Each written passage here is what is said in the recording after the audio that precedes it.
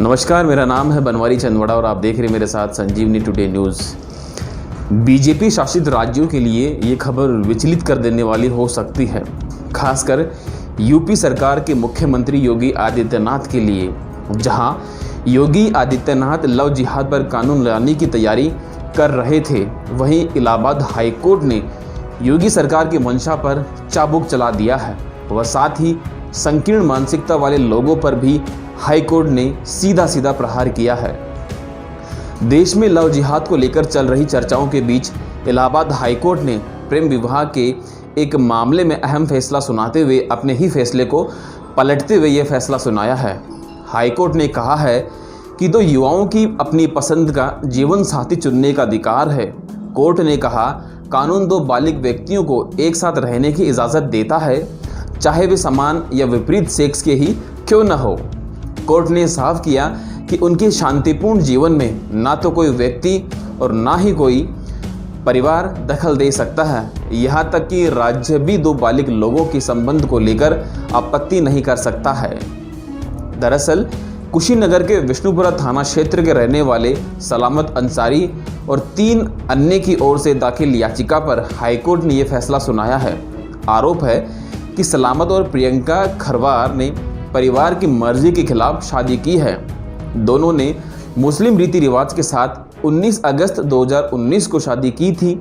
शादी के बाद प्रियंका खरवार अब आलिया बन गई है, जिसके बाद प्रियंका के पिता ने मामले में एफआईआर दर्ज कराई है। उन्होंने बेटी के अपहरण और पोक्सो एक्ट के तहत एफआईआर दर्ज करवाई थी, जिसके बाद पुलिस उन्हें गिरफ्तार करने के लिए अपनी तैयारी शुरू कर देती है। उसके बाद मामले में ट्विस्ट आता है और सलामत व 3 अन्य की तरफ से हाईकोर्ट में याचिका दाखिल कर एफआईआर रद्द करने और सुरक्षा की मांग की जाती है। हाईकोर्ट ने पाया कि प्रियंका खरवार उर्फ आलिया की उम्र का कोई विवाद नहीं है। प्रियंका खरवार उर्फ आलिया की उम्र 21 वर्ष है। कोर्ट ने प्रियंका खरवार उर्फ आलिया को अपने पति के साथ रहने की छूट दी है।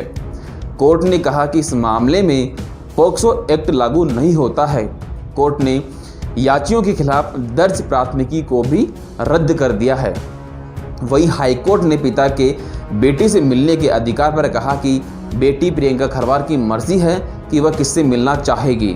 हालांकि साथ ही हाईकोर्ट ने यह भी उम्मीद जताई है कि बेटी परिवार के लिए सभी उचित शिष्टाचार और सम्मान का व्यवहार करेंगी।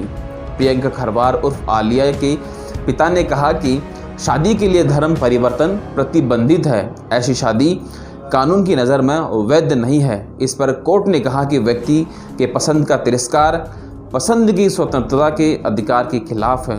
कोर्ट ने कहा, प्रियंका खरवार और सलामत को अदालत हिंदू और मुस्लिम के रूप में नहीं देखती है। कोर्ट ने कहा कि संविधान के अनुच्छेद 21 ने अपनी पसंद व इच्छा से किसी व्यक्ति के साथ शांति से रहने की आज़ादी देता है। इसमें हस्तक्षेप नहीं किया जा सकता है। जस्टिस पंकज नकवी और जस्टिस विवेक अग्रवाल की डिवीज़न ने ये आदेश दिया है। अब आपको बताते हैं कि क्या था हाईकोर्ट का वह पुराना आदेश जिसको खुद हाईकोर्ट ने ही बदल दिया है।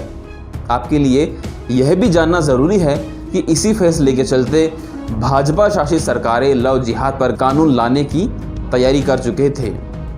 31 अक्टूबर 2020 को एक पति पत्नी की याचिका पर सुनवाई करते हुए इलाहाबाद हाईकोर्ट ने एक बड़ा फैसला सुनाया था।